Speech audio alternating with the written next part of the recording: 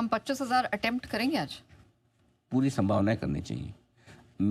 मुझे आप पूछेंगे तो मेरा तो पूरा मन है, दिल और दिमाग से मैं सोचता हूँ आज 25,000 दिखना चाहिए। अब आप 24,990 दिखे तो उसको बोलोगे नहीं 25,000 नहीं दिखा, तो वो तो फिर ठीक है, ट्रोल करने के लिए मैं आपको और भी इससे बढ़िया बहाने दूंगा।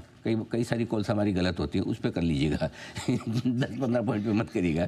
हाँ, गलतियाँ तो रोज़ ही होती ना। अब रोज़ मार्केट, भाई आदमी रोज़ काम करेगा तो कुछ ना कुछ 100% तो कभी होगा नहीं। सही बात है। वो तो होगी। जो सबसे बढ़िया तरीका गलत नहीं पढ़ने का ये कि आप करें ही ना, कुछ काम ही ना करें। हाँ फॉर्मूला देखो नया जी को पता है।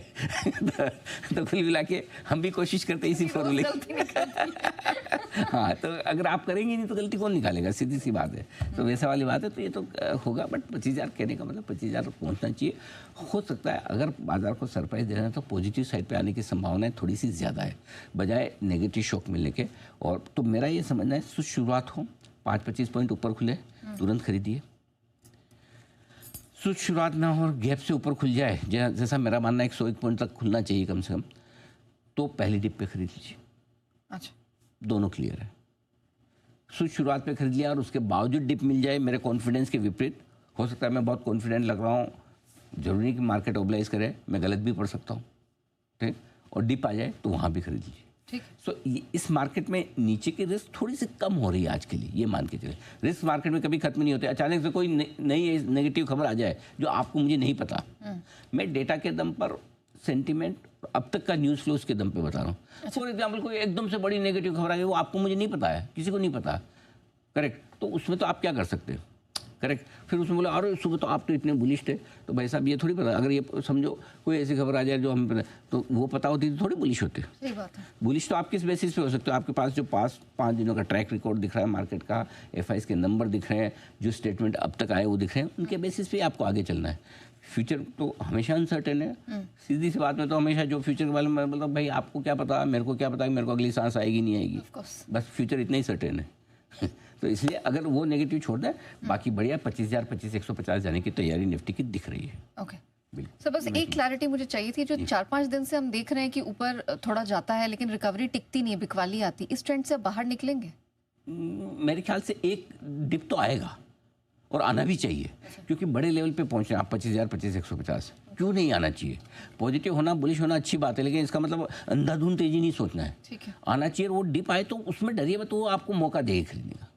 तो मैं ये नहीं कह रहा कि एक वर्टिकल ऐसे एक बुर्ज खलीफा बन जाएगा बिल्कुल तेजी ऐसा एकदम, कि आप कुतुब मीनार की तरह एकदम तेजी कर, ना ऐसा कुछ नहीं है। आपको मिले डिप, चिंता में, और डिप कभी ये मत सोचे कि नहीं आएगा। 25,000 बड़ा लेवल है, आना चाहिए, आ भी सकता है और हो सकता है भी। अब वो 50 पॉइंट का आता है, 100 का आता है, 125 का आता है, या 25-50 का, वो देखने वाली बात, लेकिन आना चाहिए। मेरे ख्याल से 25,000, 25,150 की रेंज में पहुंचेगा, वहाँ से एक डिप भी आएगी, ठीक है, 100% आएगी। तो सेल बड़े, इसलिए मैं नहीं चाहता बड़े गैप से खुले, मैं चाहता हूँ जितना सुस्त खुले उतना बेहतर। अब कौन से नए सेक्टर्स पे फोकस? हाँ, ये बहुत इंपॉर्टेंट चीज़ है। अब ये ना पोजीशन समझिएगा। अभी तक आप रोज़ हल्ला सुन रहे हो कि एफएमसीजी ले लो, ऑटो ले लो, ये ले लो, लोकल कंजम्पशन ले लो, ये लो। अब यहाँ से आपको अपने पोर्टफोलियो में बदलाव करने की ज़रूरत है। बहुत ध्यान से समझिएगा, ये चीज़ बहुत इंपॉर्टेंट है। क्या जीएसटी कट से जुड़े सेक्टर्स जो है ना, अब वो थोड़े ठंडे पड़ सकते हैं। इतना चल गए हैं 11 महीनों की ऊंचाई पर ऑटो इंडेक्स है, 10 महीनों की ऊंचाई, 8 महीनों की ऊंचाई पर मेटल इंडेक्स है, ठीक है। ये जो चल चुके हैं ये ठंडे हैं। इन्वेस्टमेंट के हिसाब से लिया है, कोई टेंशन नहीं, आप 1 दिन 2 दिन के लिए नहीं करते। लेकिन जो लोग कई बार बोलते हैं ना मुझे एक पोजिशनल ट्रेड लेना है, स्विंग ट्रेड लेना है, कौन सा सेक्टर भाग सकता है, कौन सा दौड़ सकता है, उनके लिए बहुत इंपॉर्टेंट है। अब आपको फोकस कहाँ करना है? अब फोकस करना है टेरिफ रिलेटेड सेक्टर्स पर। एक चेंज होगा टेरिफ रिलेटेड सेक्टर। कौन से? Number 1 pharma, my all time favourite, fundamentally strong, earnings बहुत बढ़िया, और टेरिफ का डर धमका के रखा था। अगर डील होगी तो इनके लिए भी होगी, सबके लिए होगी। वैसे अभी तक लगा नहीं इनका, और जेनेरिक्स में तो वैसे भी नहीं लग रहा, लेकिन उसके बावजूद ग्लैंड फार्मा, ओरो, लुपिन, डिवीज, सन जैसी कंपनियां जिनका यूएस एक्सपोजर है, इन पर फोकस करें। नंबर 2 आईटी, तेजी और बढ़ेगी। आईटी को जो डर है 25% और लग जाए, कर जाए ये वो, और प्लस अमेरिका की हालत ख़राब, तो अमेरिका में रेट कट आ रहे हैं आपके लिए, इकोनॉमी स्ट्रॉन्ग हो रही है। आईटी, एम्फेसिस, कोफोर्स, परसिस्टेंट जैसे मिड कैप और लार्ज कैप में टेक महिंद्रा टाइप के, इन पे फोकस करिए। केमिकल्स, एसआरएफ, नवीन और जो भी आपको पसंद है, केमिकल शेयरों के लिए ये बढ़िया मौका बन सकता है। टेक्सटाइल, गोकुलदास वर्धमान जैसे कंपनियां, KPR और SPI पेरेल हो सकते हैं, उनमें ये शामिल, इनके लिए अच्छा हो सकता है। और ऑटो इंसली शेयर ये रिकवर हो सकते हैं, कल थोड़े चले हैं, थोड़ा और बढ़ सकते हैं। भारत फोर्ज, मदरसन, सोना BLW, RK forging kind of shares, इनके लिए बढ़िया हो सकता है।